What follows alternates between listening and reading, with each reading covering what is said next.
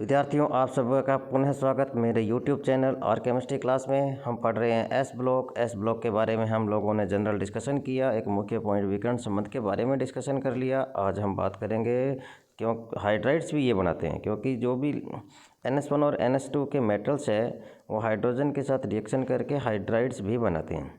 तो ये हाइड्राइड्स क्या होते हैं और ये हाइड्राइड्स के सैलेंट फीचर्स क्या क्या है उसके बारे में हम डिस्कशन करेंगे। अर्थात हम कह सकते हैं कि ये बाइनरी कंपाउंड्स हाइड्राइड बनाते हैं। हाइड्रोजन लगभग सभी धात्विक और अधात्विक तत्वों के साथ सीधे या परोक्ष रूप से संयोग करके बाइनरी कंपाउंड बनाते हैं। अतः दूसरे शब्दों में हम कह सकते हैं कि हाइड्रोजन के वे द्विअंगी यौगिक जिसमें दूसरा तत्व हाइड्रोजन से कम विद्युत ऋणीय होता है हाइड्राइड कहलाते हैं। इंपॉर्टेंट बात ये हो गई कि जो बाइनरी कंपाउंड्स हाइड्रोजन के वे बाइनरी कंपाउंड्स यौगिक जिनका दूसरा तत्व हाइड्रोजन से कम विद्युत ऋणता का होता है, क्योंकि हाइड्रोजन का विद्युत ऋणता धातुओं की विद्युत ऋणता हाइड्रोजन से कम होती है।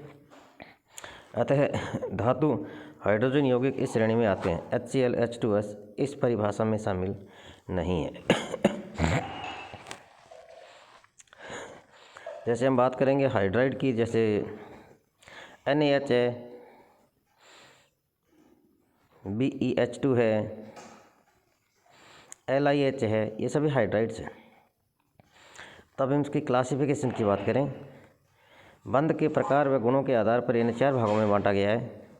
एक सैलाइन एज सॉल्ट लाइक मतलब तुल्य हाइड्राइड, लवण तुल्य हाइड्राइड, वाष्पशील या सहसंयोजक हाइड्राइड कोवेलेंट हाइड्राइड कह सकते हैं, बहुलकीय हाइड्राइड पॉलीमेरिक हाइड्राइड और धात्विक और अंतराकाश हाइड्राइड।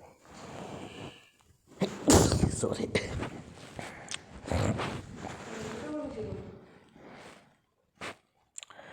एस ब्लॉक की धातुएं बहुत कम आयनन ऊर्जा वाली, अत्यधिक विद्युत धनी होने के कारण हाइड्रोजन परमाणु को अपना बाह्यतम इलेक्ट्रॉन देकर लवण जैसे आचरण वाले हाइड्राइड बनाती है, इसलिए इन्हें लवणीय हाइड्राइड कहते हैं। हम बात करें 4 धातुओं के हाइड्राइड, जैसे MH, M का मतलब मेटल, H का मतलब हाइड्राइड, जैसे Ca के साथ CH2, Sr के साथ SrH2, Ba के साथ BH2, ये सभी हाइड्राइड, ये सभी आयनिक प्रकृति के कहे जा सकते हैं।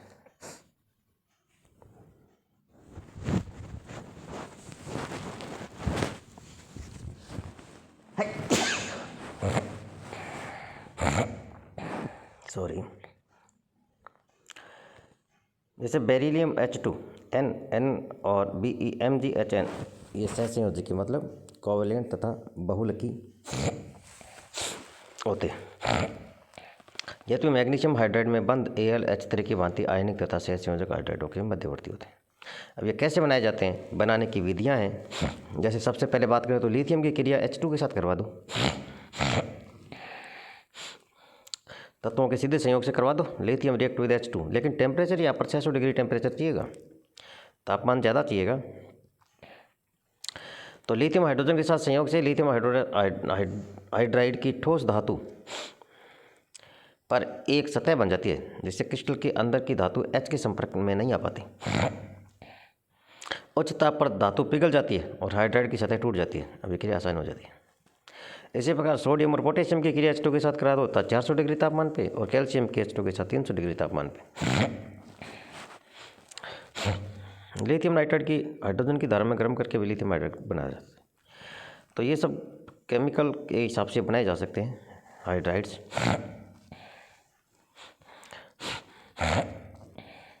अब हम प्रॉपर्टीज़ की बात करें, तो प्रॉपर्टीज़ की बात करेंगे तो प्रॉपर्टीज में फिजिकल प्रॉपर्टीज़ की बात करें तो मेटल हाइड्राइड जो है, एल्कली मेटल और एल्कलाइन मेटल हाइड्राइड का घनत्व धातुओं की तुलना में अधिक होता है। डेंसिटी जो है मेटल की तुलना में ज़्यादा है। गर्म करने पर पिघलने से पूर्ण इनका अपघटन हो जाता है। ये सामान्य एजिलीय विलायकों में एविलय, लेकिन गलित क्षार धातुओं हैलाइड के साथ घुल जाते हैं।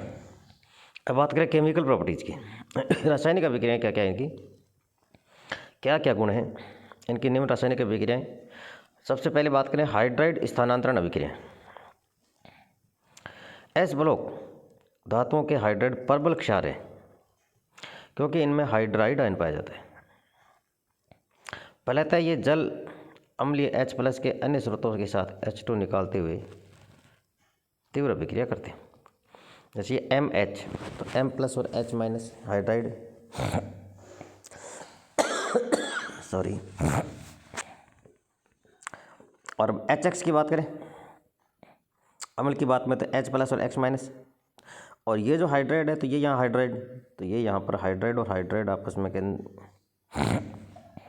कैंसिल हो गए, और ये बन गया क्या, MH और HX, ये MX और H2, ये दोनों हाइड्राइड हाइड्राइड, और ये रिएक्शन कंप्लीट हो गई। जल से क्रिया करते हैं तो ये लिथियम हाइड्रोक्साइड बनाते हैं, चाहे वो NH1 हो चाहे NH2। उपयोगिता की बात करें, क्या क्या ये उपयोगी है। लवणीय हाइड्राइडों के लिए उपयुक्त विलायक उपलब्ध होने के कारण अभिकर्म के रूप में इनका बहुत कम उपयोग हो गया। अन्य उपयोग ये निर्जलीकरण में यूज होते हैं, प्रयोगशाला में अपचायक के रूप में भी काम आते हैं, जटिल हाइड्राइड बनाने के काम में आते हैं, और हाइड्रोजन के स्रोत के रूप में काम आते हैं। अब बात करें हम सॉल्वेशन टेंडेंसी की, विलायकन प्रवृत्ति। क्षार धातुओं के समस्त सरल लवण जल में घुलकर आयन फ्री करते हैं और इस प्रकार विद्युत का चालन करते हैं। क्षार धातुओं की श्रेणी में सबसे छोटा धनायन लिथियम प्लस है, जबकि सबसे बड़ा सीजियम प्लस है। अतः अपेक्षा की जाती है कि लिथियम प्लस आयन छोटा होने के कारण तेजी से गति करेगा और विद्युत चालकता का मान उच्चतम होना चाहिए, जबकि सीजियम का उच्चतम आकार होने के कारण इनकी गति कम होनी चाहिए और इन विद्युत चालकता का मान कम होना चाहिए। वस्तुतः होता इसके विपरीत है। लिथियम प्लस आयन सबसे धीमी गति से विद्युत प्रवाहित करते हैं। चालकता का क्रम ये है,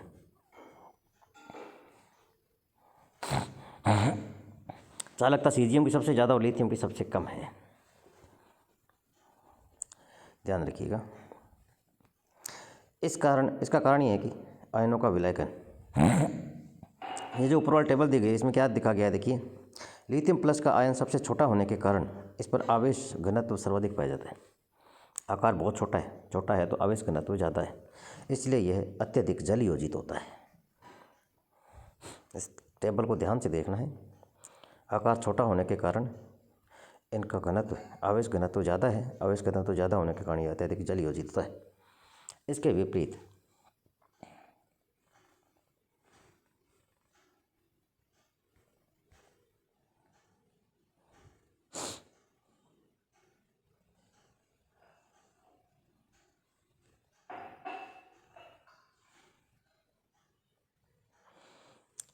सीजियम का सबसे न्यूनतम आवेश के कारण कम जल योजित होता है, अर्थात CS+ आयन सबसे कम तथा लिथियम प्लस आयन से सबसे अधिक अणुबंधित होते हैं। इसका प्रभाव यह होता है कि जल योजित लिथियम प्लस आयन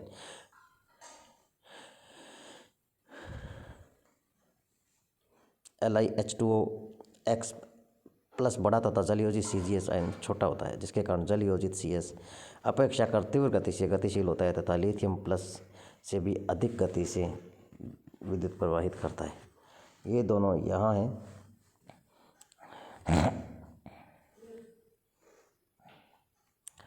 ये वाला जो पेज है ये उसके यूजेज से रिलेटेड था, तो ये यूजेज है जो कि हमने हाइड्राइड्स के यूजेज की बात की, और इसके बाद में नेक्स्ट पेज है वो 31 नंबर है, 31 नहीं 19 है, सॉरी 17 है, 18 नहीं 19 है, 19 नंबर पेज।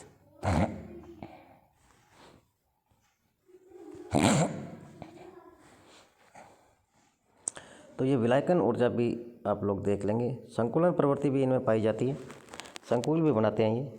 जैसे मैग्नीशियम का जो सबसे बड़ा संकुल क्लोरोफिल होता है, लिथियम का भी संकुल है, पोटेशियम का भी संकुल है, ये संकुलन प्रवृत्ति भी रखते हैं। तो संकुलन प्रवृत्ति के ऊपर भी क्वेश्चन आता है कई बार, ध्यान रखिएगा, ये भी एक इम्पोर्टेंट ही है।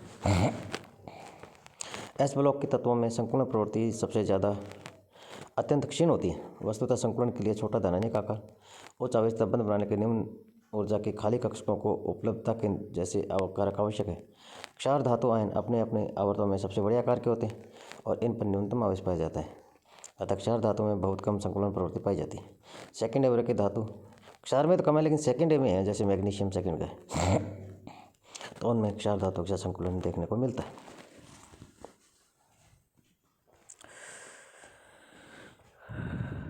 और ये संकुलन हो गया क्षार धातु का। मैग्नीशियम का क्लोरोफिल का कंपाउंड है। जैविक तंत्र के अंदर भी एस ब्लॉक की तत्व का एलिमेंट है, एल्किल एरिल कंपाउंड।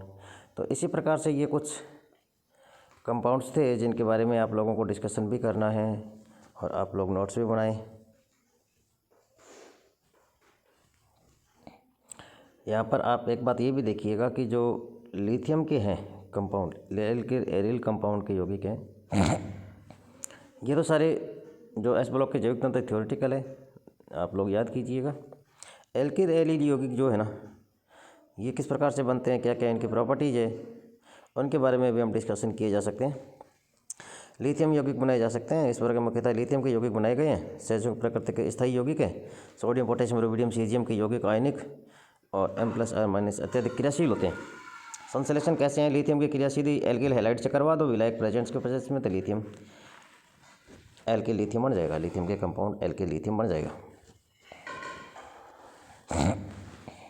इसी प्रकार N-ब्यूटाइल लिथियम की रिएक्शन आयोडोबेंजीन से करवा दो तो भी फेनिलिथियम बन गया। इस प्रकार से ये लिथियम के कंपाउंड्स बनाए जाते हैं। ये यहाँ पर एक पोटेशियम का कंपाउंड भी बनाया गया है, ध्यान रखिएगा। ये वाला पोटेशियम का है जिसमें पेट्रोल या बेंजीन चाहिए और मरकरी डाई एल्किल मरकरी चाहिए, डाई एल्किल मरकरी। ये भी ऑर्गेनोमेटलिक कंपाउंड है। पोटेशियम के साथ रिएक्शन करेंगे तो एल्किल पोटेशियम बन जाएगा। प्रॉपर्टीज़ के बारे में बात करें, ये यौगिक सामान्यतः द्रव अथवा कम गलनांक वाले ठोस होते हैं, गलनांक कम होता है। कार्बनिक यौगिकों में ये घुलते हैं। यह जल तथा वायु के साथ अत्यंत क्रियाशील होते हैं। वायु के साथ क्रिया करके स्वतः जलने लगते हैं। तीव्रता के साथ क्रिया करके हाइड्रोकार्बन फ्री करते हैं। ये हाइड्रोकार्बन बना लें, देखिए ब्यूटेन लिथियम है, H2O के साथ क्रिया करी और ये ब्यूटेन बना दिया। केमिकल रिएक्शन की बात करें तो अम्लों के साथ क्रिया करते हैं तो एल्केन बनाते हैं। जैसे लिथियम एल्किल लिथियम है, H+ अम्ल के साथ क्रिया की, Li+ दे दिया और RS बना दिया इसने, मतलब एल्केन बना दिया, हाइड्रोकार्बन बना दिया इसने। और ये यदि Cl2 के साथ क्रिया करेंगे तो एल्किल हैलाइड बना देंगे, एरिल हैलाइड बना देंगे। अमोनिया से क्रिया करेंगे, एल्केन बना दिया। कार्बन डाइऑक्साइड से क्रिया किया तो कार्बोक्सिलिक एसिड बना दिया।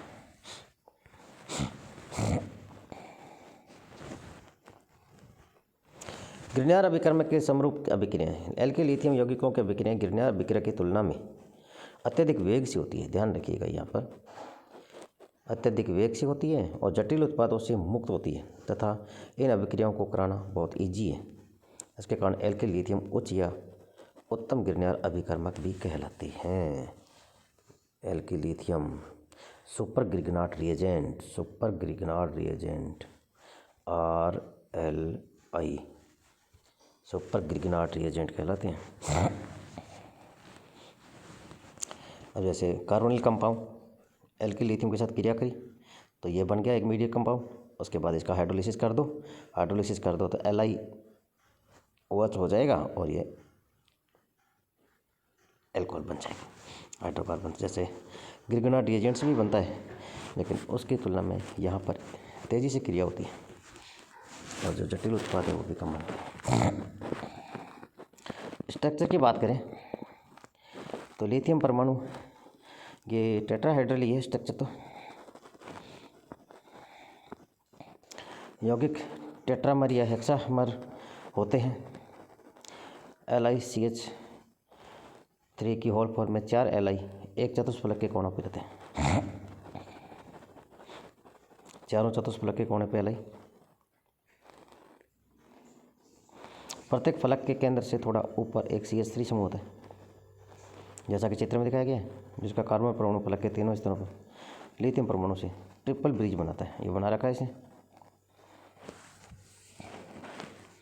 ये बना रखा है 1 2 3 और ये 4 और ये इस प्रकार से और ये CH3 है।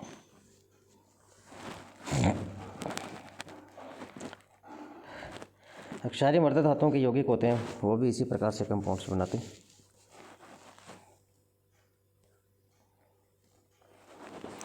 तो इनकी प्रॉपर्टीज़ और ये भी देख लीजिएगा।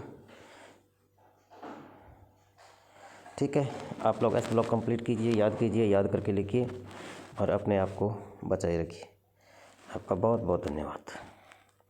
कोरोना से बचिए, याद रखिए, असाइनमेंट लिखिए, समय पे पढ़ाई कीजिए।